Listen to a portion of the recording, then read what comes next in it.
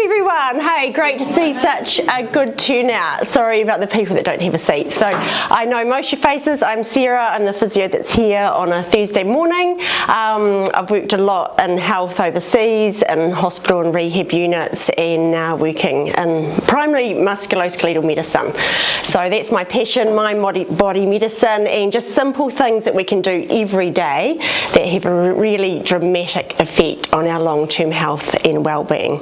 So just sing out if you've got any questions. Today is just 5 things, so just simple research-based things that we can do to elevate our health and well-being, and just try and think about one little thing you can take away as a work on today.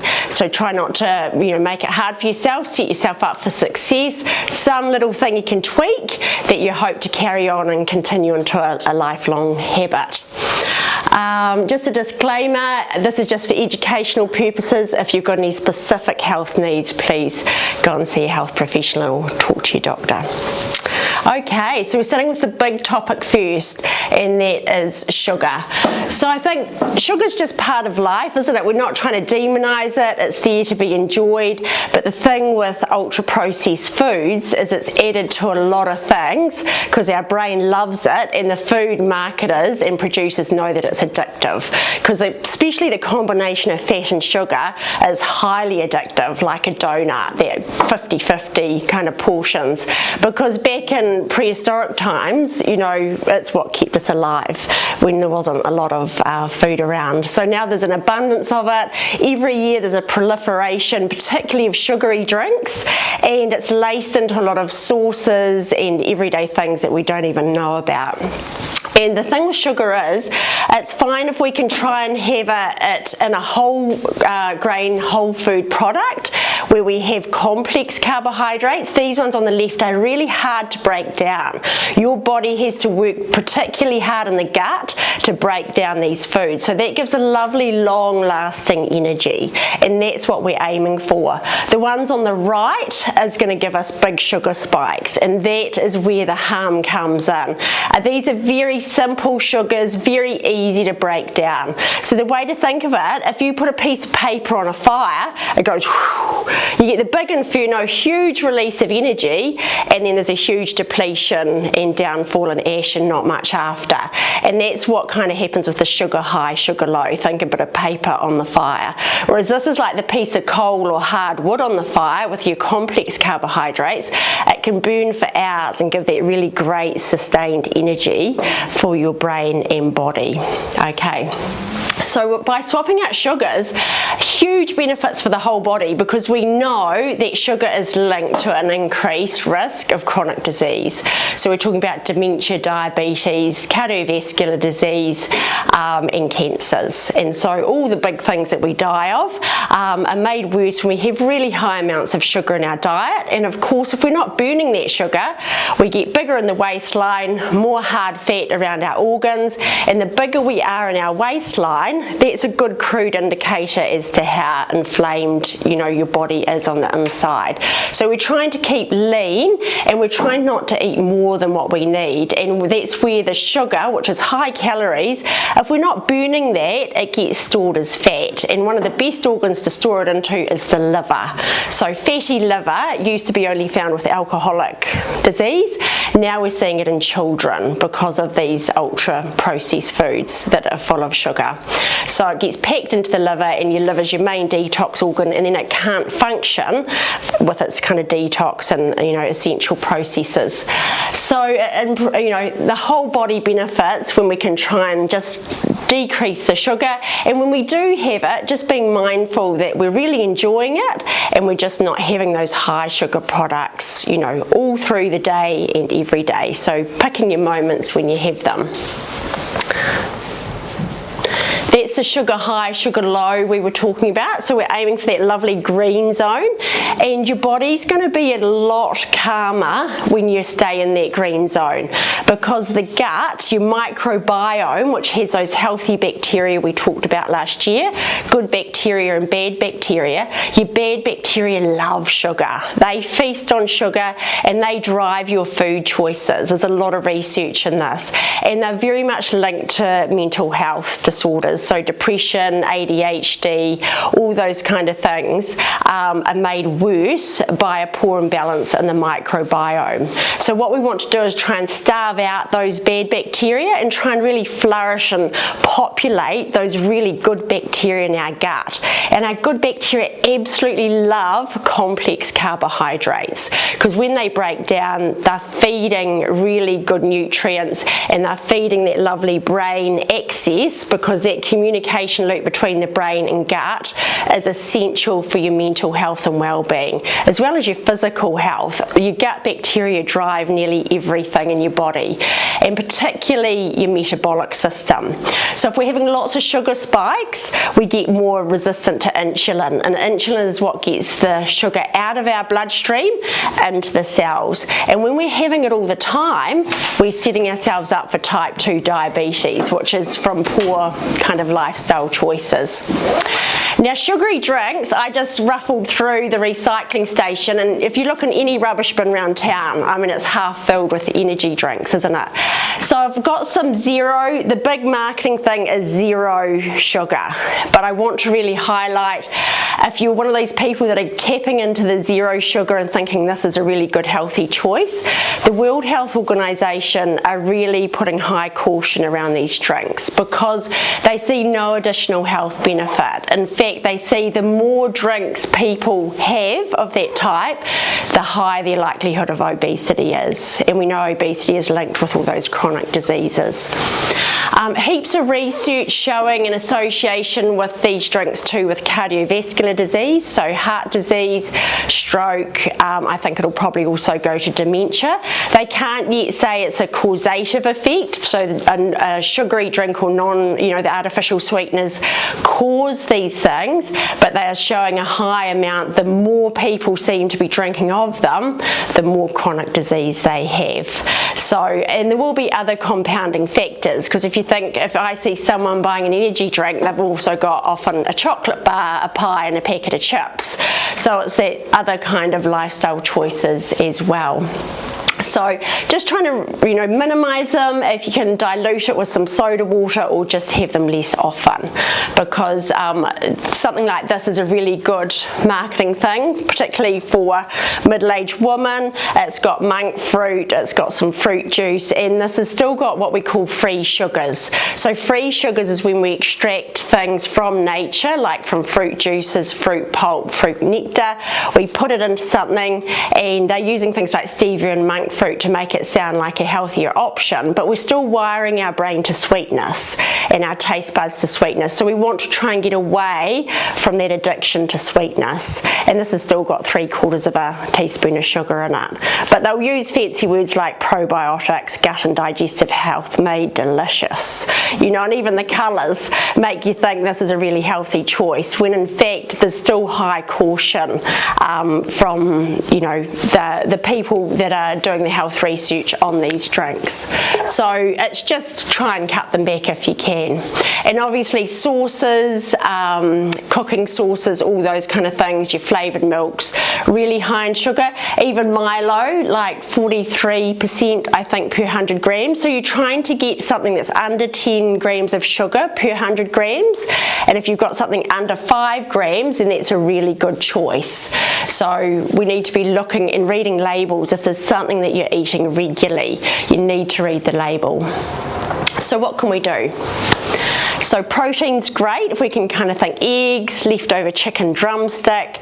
Protein gives us that really good long-lasting energy, and it stops the sugar cravings. So whenever we can, we want to be trying to create mini meals for our snacks, so that we have a little bit of healthy fat, a bit of carbohydrate and a bit of protein. All of that combination gives us a really good long-lasting energy. And it's getting yourself organised so that you're not, because when you're in a rush, it's really hard to get into town and find something that's actually healthy, because even the white rice and sushi will give your blood sugar quite a spike because it's quite starchy. Yeah. Is it true that a lot of the they put sugar in the rice as well for our appetite, They may do, yeah, with the rice vinegar. So yeah, so it's just looking at, like, once in a while it's fine. We're not wanting to be kind of like depleting ourselves, but yeah, if you're having it regularly, and it will still be a healthier choice than some of these other products, but it's just looking at the big picture.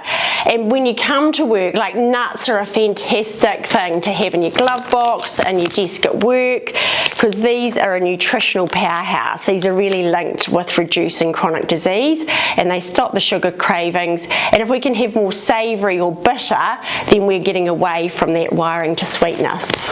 So salt in nuts, is that salt an issue as well? Well, not as much as what they used to think, but if you've got high blood pressure and you're hypertensive, you want to be going for unsalted. Yeah, but mixed nuts are a great option, and it's the skins, if you can get those skins on, even more nutritional benefit, because that's where the prebiotic and the probiotic lie. Yeah, so now a little bit of salt is still probably going to be better for you than a big sugar spike, but just, you know, everything in moderation. So a small handful of those a day are really good. It's also things like, this is a fiesta for your gut. I take this regularly to work. I just do it the night before, so it's just rolled oats, some unsweetened Greek yogurt, milk, sometimes some chia seeds, and I just stick some berries in. So that gives really good long-lasting energy, and it doesn't cost much at all to make. Another great thing is just like your simple can of mixed beans in the supermarket, add a bit of herbs, coriander, pepper, cucumber, another great thing. So you could have that in even a smaller jar, and instead of going for a biscuit, just think mini meal of complex carbohydrates. It's really going to make those gut bacteria work. Okay. Obviously dried fruit, a big source of natural sugar, but these come with fibre and all those antioxidants. So, you know, if you're having this with some oats, or if you want to decrease the chance of it doing a sugar spike, pair it up with some, you know, something else that's high fibre. So that's a food hack. If you're going to have something sweet, make sure you create a nest of fibre and have something like a carrot or something beforehand. Helps soak up the sugar and stops that really sharp peak. Okay? Excellent. Another thing that can really help with our blood sugar peak, and this is something that I really am challenged with, is eating slowly. So if we eat slowly, then our blood sugar doesn't rise nearly as much, okay? And they've done amazing research where they get people to eat exactly the same meal. In the first group, eating in 6 minutes, and the second in 24. They do it in consecutive days, and they find the blood sugar, even eating the same meal quickly, will peak blood sugars quite rapidly, and they stay higher for longer as to eating it slowly. So if we can chew our food slowly and just use it like a handbrake, also just to break the stress, because it's a nice thing when you rush, stress is high and you're in that fight and flight, just to be able to kind of put a bit of a pause in there and actually get back to that mindful chewing of food where you're just sitting and focusing on the food.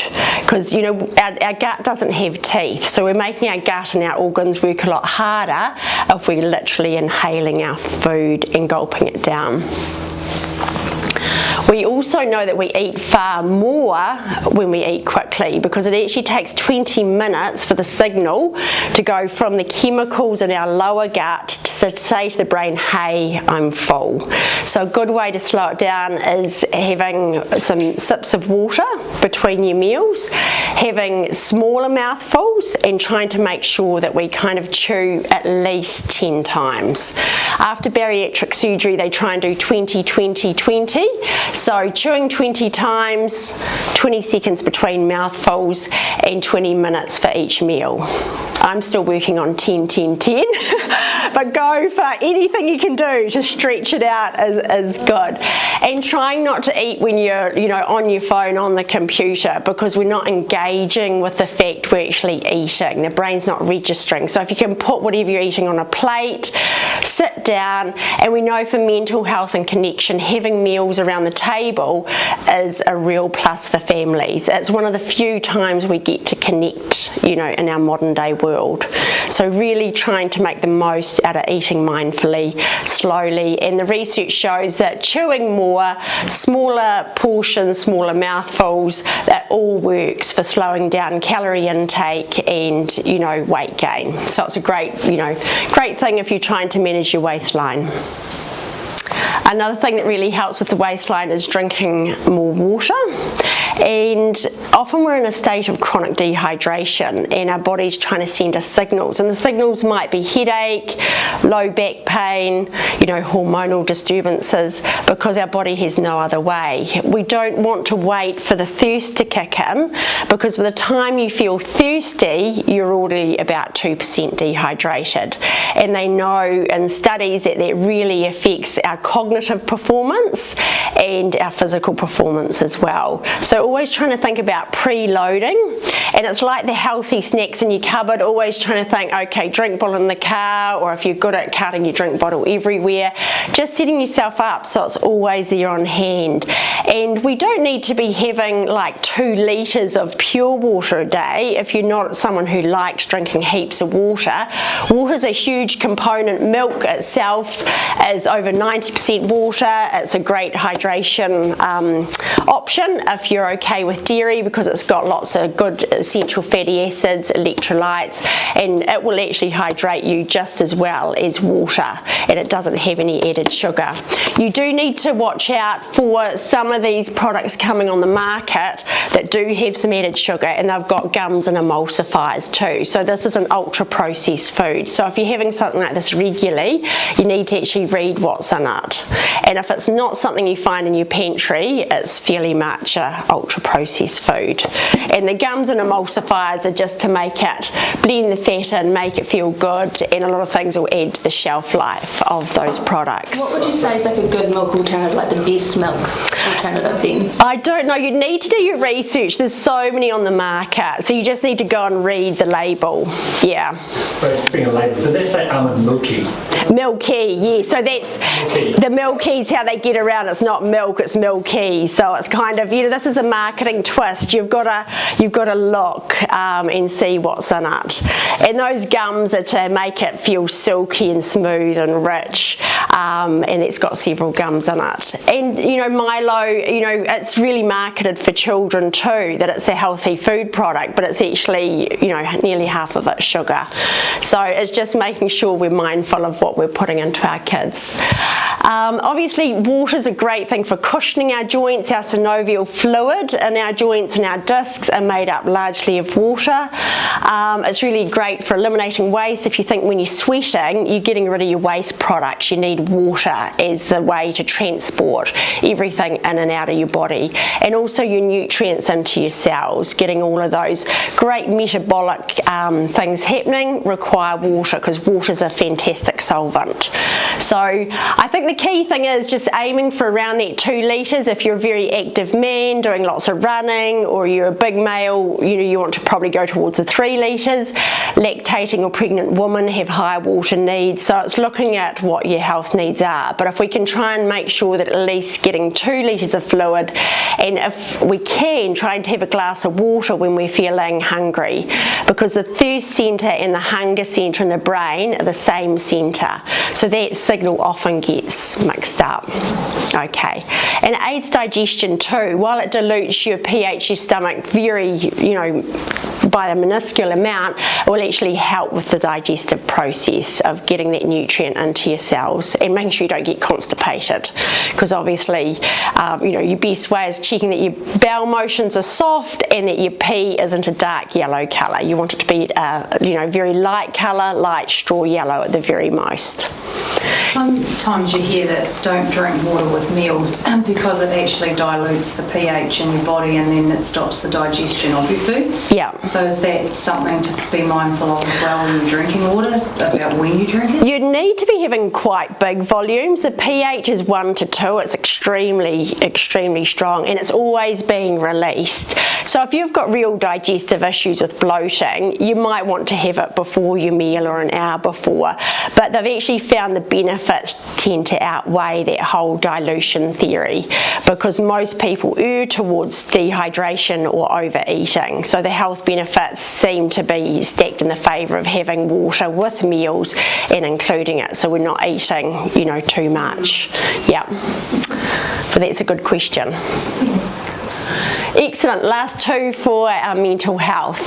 So developing an attitude of gratitude is something some days we have to work on. Sometimes the world can seem a bit of a gloomy place when you turn on the news, and you know that we're in a recession and there's uncertainty out there. So it's really important to remind our brains we actually need to choose what we focus on, and we need to look at hunting the good stuff. So they did this with in America with people that had been in the army, that had been through wars, and kind of gratitude seemed a bit soft. So they developed hashtag HTGS, hunt the good stuff, looking to find the good in the world and looking to find the good in the team and the people around you, and even just the little things. It's sunny today. I live in the most beautiful part of the world. I've got food in my fridge. I've got fresh, clean water when I turn on the tap, because there's so many parts of the world that don't have those fundamentals of basic, health care. So the more we focus on gratitude, the more likely we are to build circuits of gratitude. So this is called neuroplasticity. So what we focus on grows stronger. Okay, so if we can focus on the negative and we're ruminating, it's creating more of those pathways in the brain.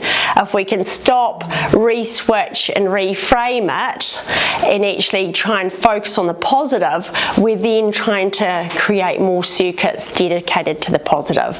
And the more we have an attitude of gratitude, the better we feel. We know that there's less depression, less mental health issues. It's really linked closely to resilience. So in times when, things go topsy-turvy, the more grateful you can feel for, what's around you, then the better you'll be at the end of it. And they did a lot of work with World War II survivors in the Nazi camps. They found people with a high level of gratitude survived better and had less post-traumatic stress disorder, because their brain had this increased ability to bounce and keep afloat. Build stronger relationships. If we can be verbal with our gratitude, particularly in a team and work situation, it's really important to tell people that you're grateful for them, because people aren't mind readers. We all need some praise. So it's a really good reminder, or a text, a beautiful handwritten card, because you seldom get one of those in the mail today, or just picking a wee posy of flowers from your garden, just to show acts of kindness, to show that you're grateful, are really helpful. And it's our brain that gets the most benefit from that when we're showing our gestures of gratitude. From a team point of view, you could think of having a gratitude jar on your desk or on your family table. Some people like to do a gratitude journal and write down 3 things at the beginning of the day or end of the day that they're grateful for, just to really keep our focus. Or I just like to walk my dog and say out loud the things I'm grateful for, because for me that seems more powerful. So find something that resonates with you. Does anyone have a kind of gratitude practice they want to share, or something that they like doing? Yeah. I have alarms on my phone. Yes. So every hour I get a little reminder to focus on something that I'm grateful for just 1 minute. Oh, that's amazing. Just helps to, That's great. Yeah, what an amazing thing. Thank you. Yep. We've only got one kid at home now, but Yeah. we've had 3 successfully go into adulthood, but at the dinner table we always sit there and say, okay, what's 3 things that happened today that were amazing? Oh, that's great. And it's good. What we focus on really does grow stronger. If we can foster in our teams and our families a feeling that the world is still a good place and there are still kind and caring and great things that happen, then it really does help. It's that onward flow of energy, isn't it? Yeah. Excellent. And I think the amazing thing is it strengthens the immune system. When they look at people that do a gratitude practice, we actually see a proliferation and higher number of, our white blood cells that help fight infection, and less days of illness as well. So it's great for our physical health as well. It also means we have healthier behaviour choice. When we're feeling good about ourselves and feeling good about the world, we're more likely to make positive choices. Okay, last one. So, tapping into deep calm. We've talked about elements of this in our other presentations. Just a reminder that diaphragmatic breathing is the best thing we can do for our health. So, uncross your legs, hand on your upper chest, hand on your belly. I just want you to let that belly be soft and full. No restriction. And if your belly is rising and falling, it means our diaphragm's engaged. So that's our big main muscle of breathing. It pumps up and down. On the breath in, your tummy should rise out like a balloon filling with air, and on the breath out, it should passively deflate. So we should just feel a slight rise and fall of the belly. And the diaphragmatic breathing is the most powerful way to tell our brain that actually everything's okay. I've got this. So when you're feeling stressed and uptight, even just taking a moment just to sit there and just think soft belly, nose to belly, remembering the nose should be our primary breathing apparatus at rest. And what this does is it switches off the fight and flight and enhances the vagal nerve, which wanders through our body, and it's sending messages back to our brain saying actually everything's okay. We can put that gun down. You don't need to raise that heart rate up so much. There's not a battle out there that needs fighting. So that's why it's part of the meditative practice. I say to my kids, it's like blue skies in, grey skies out. Oh, beautiful. True. That's a great point. Thank you for reminding me. So it's the breath out that's the dissolver of emotional and physical tension.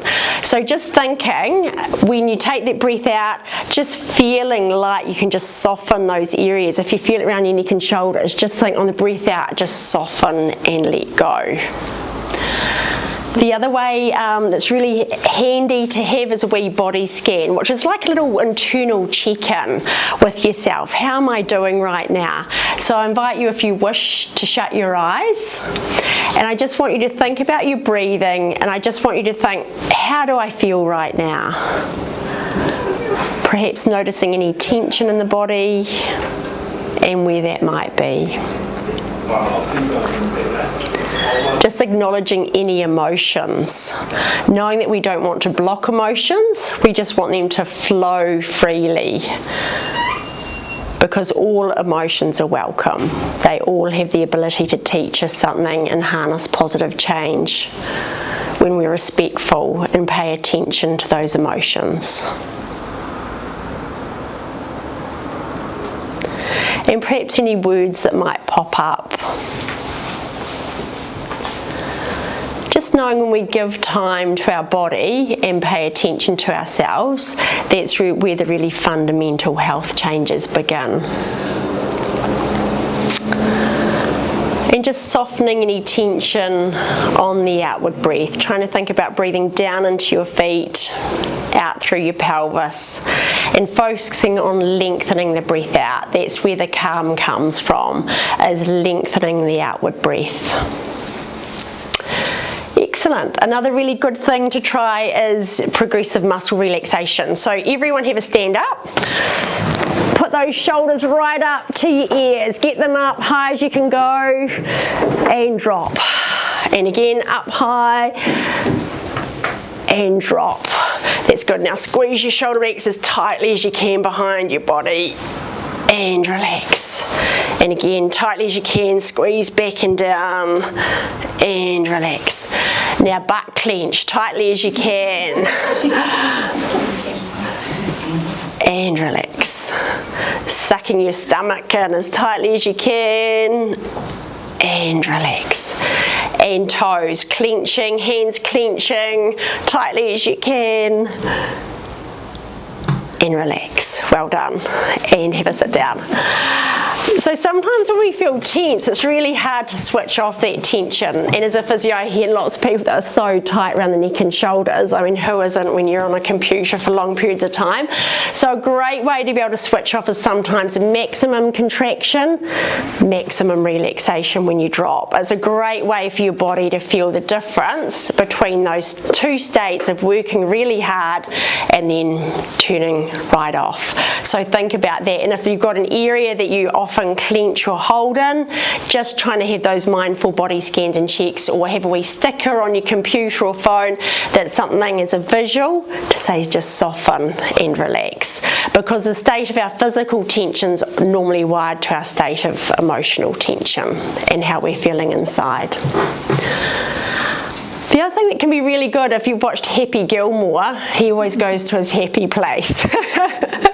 And this is really powerful because the brain doesn't know what's real and what's imagined. So again, if you want to, shutting your eyes, and I want you to think about going to your happy place. It might be on a beach, it might be in the forest with the bird song, it might be that you're in Grandma's lounge by the fire when you're 9 years old. It can even be an imagined happy place in your perfect scenario. And thinking about engaging all the senses, what you can hear, taste, see, smell, touch, what you're wearing. And just feel the contentment of being in that beautiful, calm place.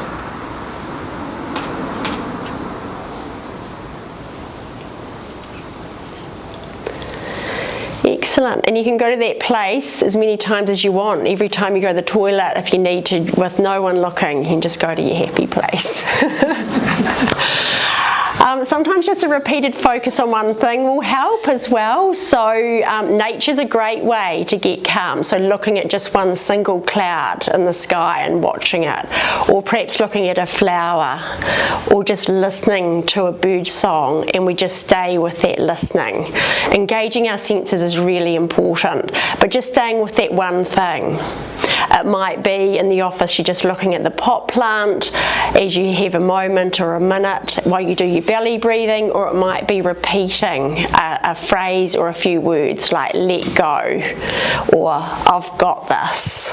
Yeah, so that one thing over and over is really soothing for the brain. It's really meditative for the brain. So just trying to think when you can, if you're feeling uptight, focusing just on one thing.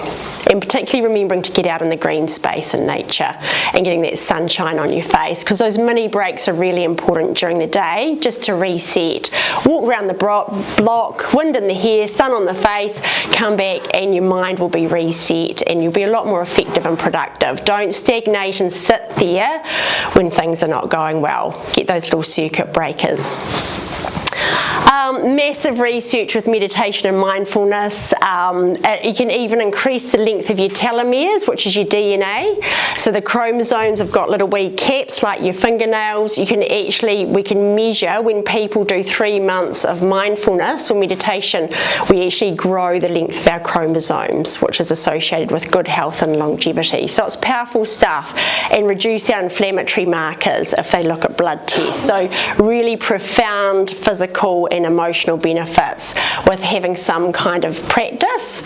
And it can just be as simple of 15 minutes time to yourself every day, because we're so busy, achievement focused, we forget that actually that stillness is where the magic happens. So if you need to just lock yourself in your room or get in the bath, try and at least have and earmark that 15 minutes of time for yourself. if you don't do anything else today or take anything else away, trying to have time every day where you have some guilt-free time just to relax and unwind. Okay. Excellent. So I know that was a lot of information. If you've got any questions, stay behind, and thank you so much for your time and attention.